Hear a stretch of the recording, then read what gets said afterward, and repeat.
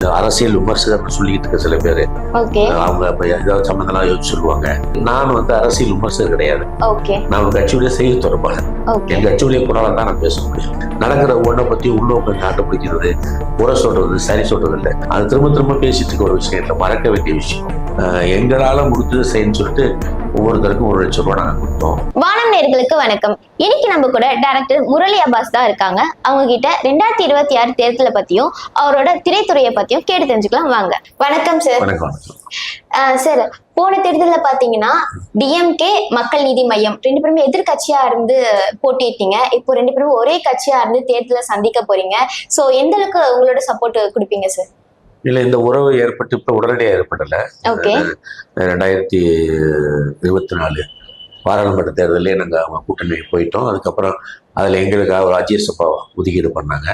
அந்த தேர்தல இருந்து தொடர்ச்சியா அவங்க ஆட்சியில அவங்களுடைய செயல்பாடுகள்ல எங்களுக்கு சாதகமா நாங்க சொன்ன திட்டங்கள் குறிப்புகள்லாம் செய்யறாங்க, நல்லா செய்யறாங்க. அந்த வகையில இந்த ஒரு நல்ல உறவு உருவாயிருச்சு. 2026 அது ஒரு பெரிய உறுத்தல் இருக்காது. சப்போர்ட் எந்த அளவுக்கு இருக்கும் சார்? அதனால ஒரு 2024 2 வருஷம் ஆகுது இல்லையா? 2 வருஷத்துக்கான உறவு பேச்சுவார்த்தைகள் பல இதுல கலந்துருக்கிறோம், பல கூட்டங்கள்ல பேசுறோம், வைக்கிறோம். எல்லா வகையில நட்பு ஆழமா இருக்கு. அதனால தேர்தல் நல்லபடியா நடக்கும். Okay sir. Kamal sir DMK கட்சிக்குள்ள என்ட்ரி கொடுத்ததுக்கு அப்புறமா திருமாவளவன் சார் ஒதுக்கப்படுதா சொல்றாங்களே, அது உண்மைதானா? இல்ல, அது ஜோசியங்கள் அரசியல் விமர்சகர்னு சொல்லிட்டு இருக்க சில பேரு அவங்க ஏதாவது சம்பந்தம் யோசிச்சு சொல்லுவாங்க. சொல்லப்பட திருமாவளவன் சாருக்கு எங்க தலைவருக்கு நல்ல உறவு, பிறந்த நாள் எல்லாமே கலந்துட்டாரு, எல்லாம் பண்ணாரு, நல்லபடியா இருந்துட்டு இருக்கு.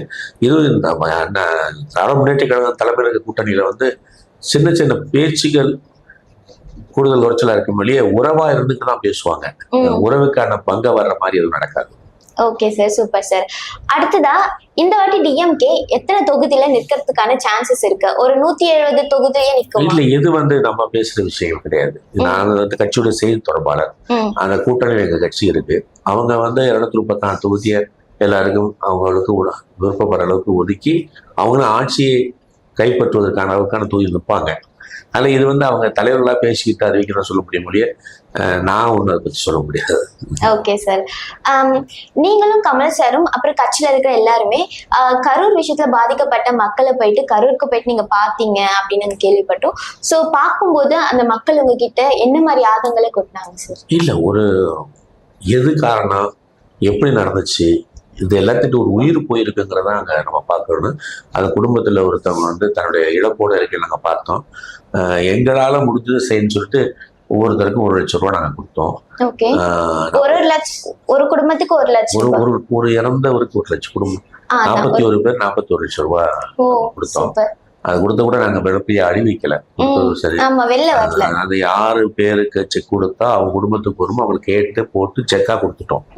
எங்க தலைவர் அதில் அறிவிக்கல, விருப்பப்படல. பெருசா நம்ம போனா ஹெல்ப் பண்ணோங்கிறதா இருக்குது மொழிய என்ன செஞ்சுங்கிற முக்கியம் கிடையாதுன்னு சொன்னாரு. அந்த வகையில பார்க்கல, தலைவரை போய் பார்க்கும்போது அவங்களுடைய சோகம் தான் உடனடியா வரும். நினைவுபடுத்துற மாதிரி தான் இருக்கும். நமக்கு தேவை அவங்க அந்த துக்கத்திலேருந்து வெளியில வரணும், இயல்பு வாழ்க்கைக்கு வரணும். மற்றபடி இது மாதிரி இது நடக்காத அளவுக்கு என்ன செய்யணும் அப்படிங்கிறத பத்தி திட்டமிடல் இருக்கணும்.